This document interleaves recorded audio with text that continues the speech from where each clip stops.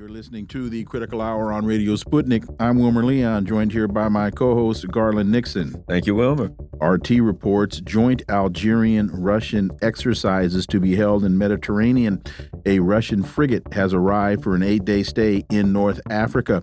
For insight into this, we turn to our next guest. He holds the John J. and Rebecca Moores Chair of History and African American Studies at the University of Houston. He's one of the most prolific writers of our time. His latest book is entitled Revolting Capital, Racism, and Radicalism in Washington, D.C., 1900 to 2000. Dr. Gerald Horne, as always, welcome back. Thank you for inviting me. So this RT piece continues. The Russian Defense Ministry has specified that the Admiral Grigorovich is a part of the mission to guarantee the safety of civilian navigation in the eastern Mediterranean. Quote, the technical means and armament of the ship function normally. The crew is ready to perform the tasks according to the command plan of the Mediterranean group of the Russian Navy, end quote. Dr. Horne, it appears as though, and we touched on this with, and I think you heard some of this with KJ No in the previous segment, it appears as though the U.S. and Russia are playing a very cagey game of maritime chess. Both the EU and non-EU countries, they have coasts on the eastern Mediterranean. Italy, Slovenia, Croatia, Greece, and Cyprus are EU countries, but then you've got Albania, Montenegro, Bosnia-Herzegovina, Turkey, Syria, Lebanon, Israel, Gaza, Egypt. They all have. So the U.S. has sent the Eisenhower and the Ford carrier groups into the region. Now it seems as though Russia is sending a ship there as well. Dr. Horne. Well, I think this is part of a reshuffling of the global deck.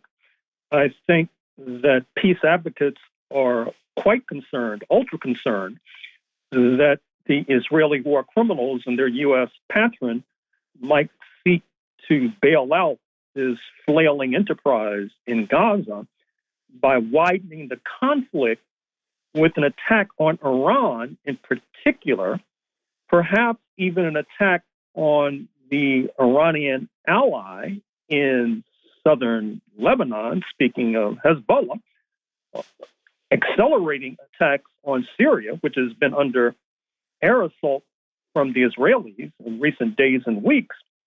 And then, as you know, in the Red Sea, you have an Iranian ally, speaking of those who are referred to as the Houthis, who have been stopping maritime traffic, particularly maritime traffic that is connected to Israel, and that has brought them into conflict with the U.S. Navy in particular. So I think that this recent move with regard to Algeria and Russia is a response to that, because they both recognize that if U.S. imperialism is able to attack Iran successfully, that may give the hotheads in Washington a further excuse to accelerate pressure against both Russia and Algeria. And with regard to Algeria, that's a special case, because we know that in the parliament just a few days ago, there was a virtual declaration of war against Israel because of the depredations inflicted in Gaza.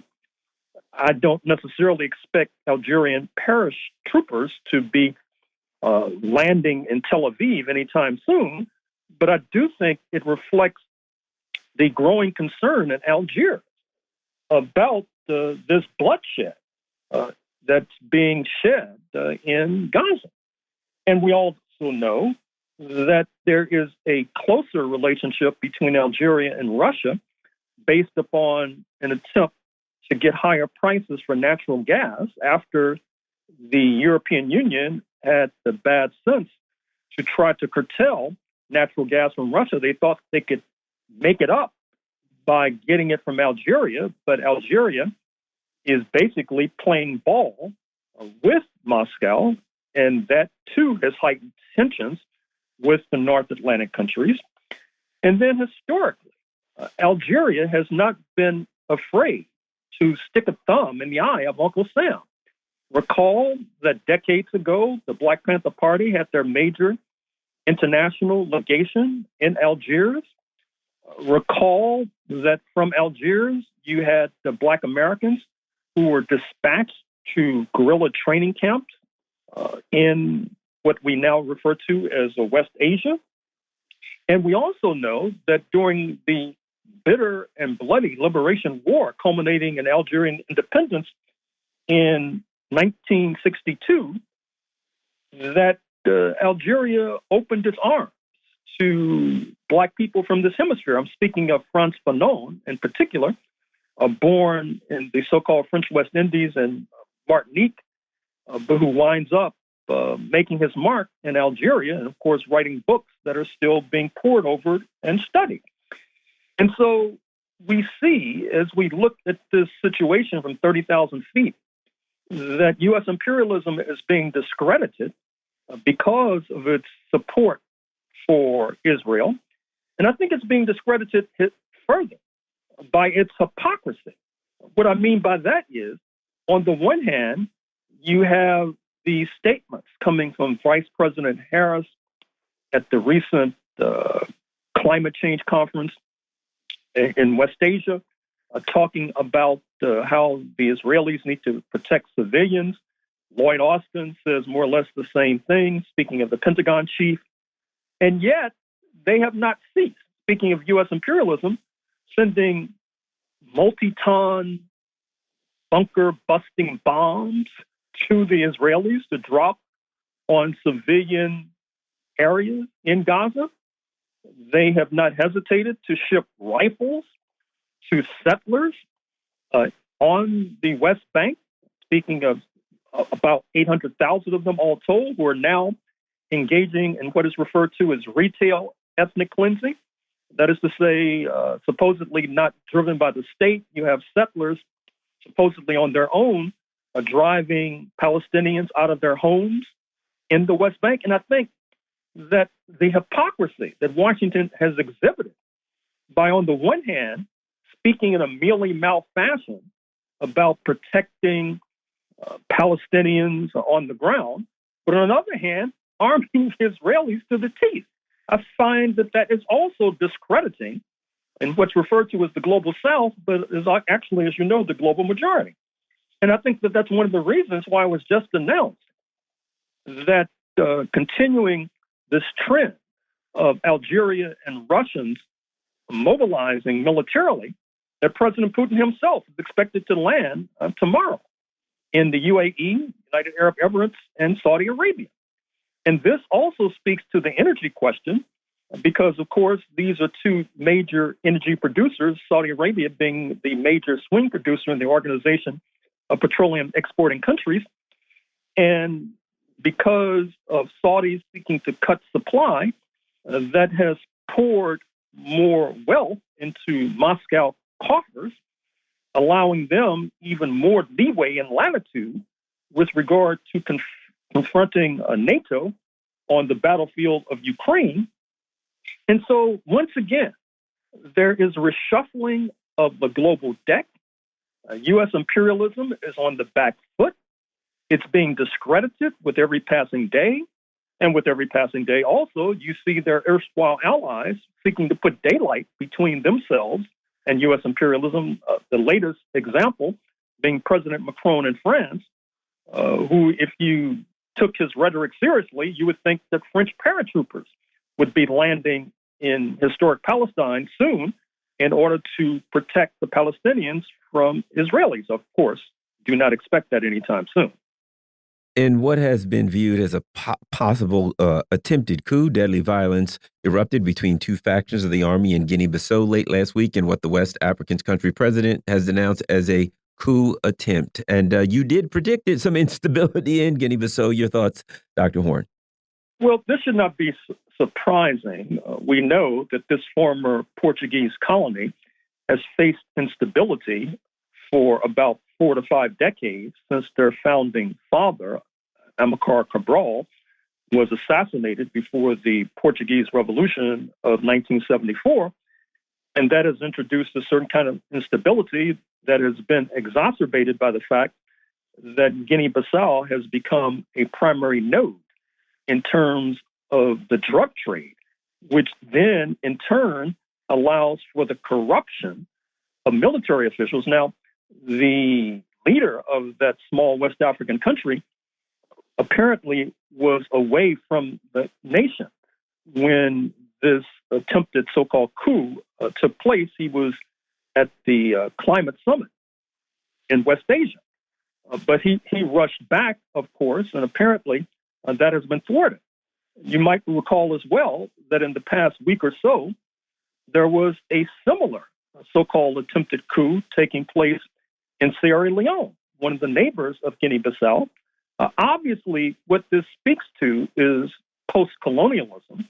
That is the fact that the West African nations, which suffered grievously for centuries, if not decades, under the thumb of European colonialism, and still are suffering because of neocolonialism, the fact that these countries like Portugal and France feel that they cannot survive without sucking the lifeblood out of these small countries. And that in turn induces instability. That in turn suggests that those who would like to seek wealth and renown feel that the only way to do that is through the barrel of a gun, through seizing state power. And fortunately, there has been pushback against this trend. I'm sure your audience, and certainly you gentlemen, know that one of the more uplifting developments in that part of Africa of late is the formation of the Alliance of Sahel states involving Niger, Burkina Faso, and Mali, all of whom have had rather complex relations with the former colonial power that is France. We all recall what happened in Niger in particular in July of 2023 when there was regime change and there was a threat of a Nigerian-led intervention spearheaded by the Economic Community of West African States. That was foiled, but now these three nations are banding together, and there is strength in banding together, which allows them to negotiate more fruitfully with the former colonial masters. And I should also say, in mentioning ECOWAS, that if there had been a coup, we would be faced with a very ticklish question as to whether or not ECOWAS, which in some ways has been acting of late as is a cat's paw of France and the United States, might be tempted to intervene. But in any case, this alliance of Sahel states also speaks to the fact that Niger, in particular, a major uranium producer, has raised spectacularly the price of uranium from a pittance that the previous regime was charging France. And that, too, is a good sign that we need to build upon. And African state scraps EU security missions. Niger's military government has withdrawn from two major security pacts with the EU, saying it would end any privileges and immunities. And there seems to be, based upon this RT story, this comes after a pledge to boost defense ties with Russia. So it seems as though some shifting alliances are taking place. Shifting alliances indeed. And I'm happy to say that on this December 5th, 2023, the 10th anniversary of the passing into the land of the ancestors of Nelson Mandela, that the South Africa he helped to forge has been in the vanguard of some of these shifts in global alliances. We all know about how they're bringing a referral to an international criminal court against Israel. And we also need to keep an eye on their neighbor, speaking of Malawi, which, in light of the fact that many of the Thai workers in Israel were forced to evacuate because of this war that's being forged and waged in Gaza, that Malawi is sending hundreds, if not thousands, of the flower of their youth to take their place. And that is a very dangerous sign. But at the same time, we all know that Malawi, under its founding father, Hastings Banda, cooperated with apartheid South Africa We all know that Hastings Banda spent a good deal of his youth in the United States of America. So we should not be surprised by that, but we should be alarmed.